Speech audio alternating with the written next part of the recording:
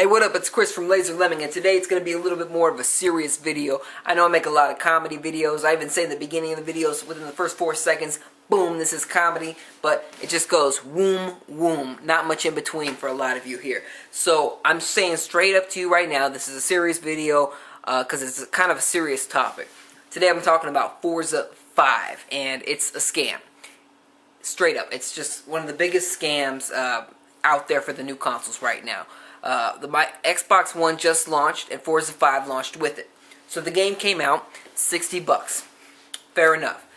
That's kind of the standard, right? Season Pass right now is available for this game. A DLC Season Pass costs $50. That's an expensive Season Pass already. So you got a $60 game with a Day 1 DLC Season Pass for $50. Boom, boom. That equals $110. That's expensive. That's expensive. Now, a lot of people were already complaining about Forza 5 because it has about 200 cars in the game. And Forza 4 I believe it had like 400 cars at least. So it's already half the content when it comes to vehicles.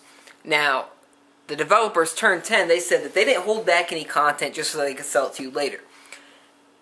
If they didn't hold back any content just so that they could sell it to you later, why is there a Day 1 DLC pack with more content that they could sell to you right now? That's exactly what they're doing. So the Season Pass includes, I believe, 10 cars on the first week of every month. So there's going to be 6 weeks, I believe. So that's 60 cars for $50. And they're saying that you're saving, like 30% or something like that by getting the Season Pass. No, motherfuckers. You're spending $50 by getting the Season Pass, because if you actually compare Forza 5 to Forza 4, you're losing, and you include that DLC Season Pass bullshit, you're losing, 140 cars still, compared to what you got for free on the other game, the previous game in the series. So you're losing. You are losing. All you're getting is a prettier game. That's not all, though. That's not all. This game is taking it up to the next level, because what they're doing is they're charging you $60 for a new game, but they're treating it like it's a free-to-play iPhone game.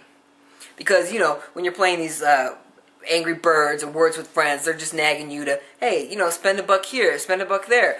But those games, they're free to download. Those are free to download. Forza 5 costs $60 out the gate. Now, what are they doing? What are they doing? They're taking away every unlockable, pretty much.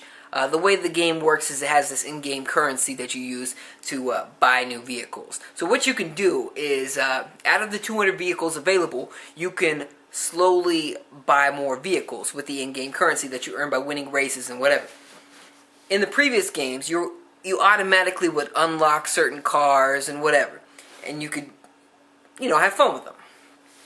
Now in Forza 5, all you get is money, and you get it slowly. Now, since it takes so long to buy these cars, since it takes so long to accumulate this in-game currency, what they've decided to do is encourage you to be able to pay for more in-game currency.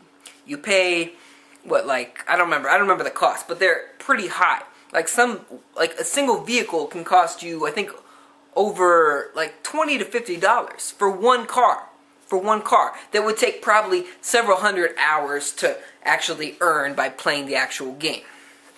That, my friends, is some iPhone free-to-play bullshit, scam shit that you should not be supporting. But I know a lot of you fuckers that are watching this video do support that sort of shit, and you should be ashamed of yourself. If you're going out of your way to buy some in-game currency with your real currency, you're an asshole. You're an asshole because you're fucking over everybody else that is trying to stand against this shit. But since you do, and him, and her, since they're still doing it too, everybody else is going to suffer because of it. Because if they can make not even a little bit of money, if they can make a lot of money off a little bit of people, they're going to do it. It doesn't matter if they're fucking over the rest of us.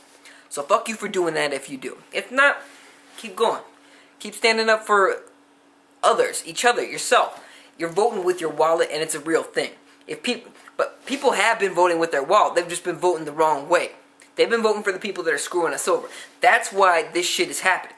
That's why Turn 10 thinks that they can get away with it. Microsoft is pushing it too. So if you don't want this shit to get even further off the cliff than it has, I mean, this shit is way worse right now than it was 8 years ago when the Xbox 360 first launched.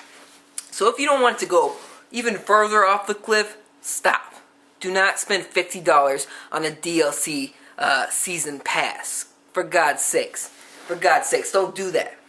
You're fucking yourself over, you're fucking the rest of us over. And don't jump through any mental hoops saying, you know, if this guy doesn't want to wait this long just to be able to play with his friends online, shut the fuck up. It's all about the way the developers are developing the games. They don't have to make you grind hundreds of hours in order to unlock enough money to buy a single card. They don't have to do that.